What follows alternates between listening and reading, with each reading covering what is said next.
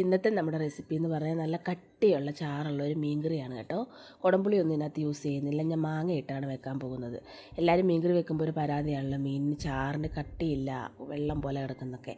അതിനായിട്ട് നമുക്കിതാ ഇവിടെ ഇൻഗ്രീഡിയൻസ് ഒക്കെ കണ്ടല്ലോ. ഇനി നമുക്കൊരു ചട്ടി അടുപ്പത്ത് വെച്ച് എണ്ണ ഒഴിച്ച് അതൊക്കെ ചൂടായി കഴിയുമ്പോൾ കുറച്ച് ഉലുവ ഇട്ട് പൊട്ടിക്കുക. അതിലേക്ക് ഇഞ്ചി, വെളുത്തുള്ളി, നമ്മുടെ സബോള ചെറുതായിട്ട് അരിഞ്ഞത്, അല്ലെങ്കിൽ കൊച്ചുള്ളി ആയാലും മതി കേട്ടോ. അതിനൊപ്പം തന്നെ 2 തക്കാളിയും കൂടെ ഇങ്ങനെ ഇട്ട് ചെറുതായിട്ടൊന്ന് ഫ്രൈ ആയിട്ട് എടുക്കണേ. തക്കാളിയുടെ തൊലിയൊക്കെ ചെറുതായിട്ടൊന്ന് വാടി തുടങ്ങുമ്പോൾ അതെടുത്ത് മാറ്റി വെച്ചിട്ട് നമുക്ക് പൊടികൾ ചേർക്കാം. മുളക് പൊടി, മല്ലിപ്പൊടി, ലേശം മഞ്ഞൾപ്പൊടി, കാശ്മീരി മുളക് പൊടിയാണ് ചേർക്കാൻ ഇഷ്ടമെങ്കിൽ അത് ചേർക്കുക കളറിന് വേണ്ടിയിട്ട്. പിന്നെ എരിവിന് വേണ്ടിയിട്ട് കുറച്ച് മുളക് പൊടി അല്ലാതെയും ചേർക്കുക. അത് നല്ലപോലെ ഒന്ന് വഴറ്റിയെടുക്കുക. അപ്പോൾ എണ്ണയൊക്കെ നല്ലപോലെ തെളിഞ്ഞ് വരും.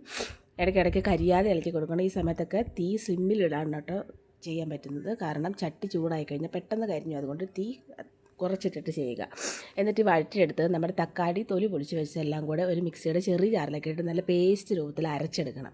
നല്ലപോലെ അരച്ചെടുത്ത് അരപ്പ് നമ്മൾ ആദ്യം എണ്ണ ചൂടാക്കിയെടുത്ത ചട്ടിക്കകത്തോട്ട് തന്നെ ഇട്ട് നല്ലപോലെ മിക്സ് ചെയ്തെടുക്കുക കേട്ടോ. അത്യാവശ്യത്തിന് കൊഴുപ്പ് ആയിട്ടുണ്ട്. ഇനി നിങ്ങൾക്ക് ആവശ്യത്തിന് ചാറ് വേണം, കുറച്ച് ലേശം വെള്ളമൊക്കെ ചേർത്ത് കൊടുത്ത് പതുക്കെ ഇളക്കാൻ 2 പച്ചമുളക് കീറിയതും കൂടെ ആ കൂടി ഇട്ട് കുഴിച്ച് ലേശം ഉപ്പും കൂടെ ഇട്ട് നല്ലപോലെ ഇളക്കി തിളപ്പിക്കുക. തിളച്ച് വന്നു കഴിയുമ്പോഴത്തേക്കും നമ്മുടെ മീൻ നല്ല വൃത്തിയായിട്ട് കഴുകി വെച്ച് അതിനകത്ത് ഇട്ട് കൊടുക്കുക. ഏത് മീൻ വേണമെങ്കിലും ഇങ്ങനെ വെക്കാൻ കുഴപ്പമൊന്നുമില്ല.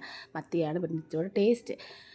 അത്യാവശ്യം മൂടി വെച്ച് വെന്ന് വന്നപ്പോഴത്തേക്കും നമ്മുടെ മാങ്ങ മുകളിൽ കൂടെ ചെറുതായിട്ട് ഇട്ട് കൊടുക്കും കേട്ടോ. അത് കഴിഞ്ഞ് തിളയൊക്കെ വന്നു കഴിയുമ്പോൾ നോക്ക് നല്ലതുപോലെ കുറുകി വന്നിട്ടുണ്ട്. അത്യാവശ്യം ചാറൊക്കെ കുറുകി വന്നു കഴിയുമ്പം കുറച്ച് എണ്ണ താളിച്ച് അതിനകത്തോട്ട് ചേർക്കുക. ഇനി എണ്ണ താളിക്കാൻ താല്പര്യമില്ലാത്തവരാണ് ചേർക്കണ്ട. അത്യാവശ്യം ആദ്യമേ നമ്മൾ എണ്ണ ഒഴിച്ചുള്ള വെക്കുന്നതുകൊണ്ട് കുഴപ്പമൊന്നുമില്ല. ഇതായിപ്പോൾ നോക്കിയാൽ ചാറൊക്കെ നല്ല കുറുകി വന്നിട്ട് ഇപ്പോൾ തണുക്കും തോറും നല്ലപോലെ കുറുകി വരും.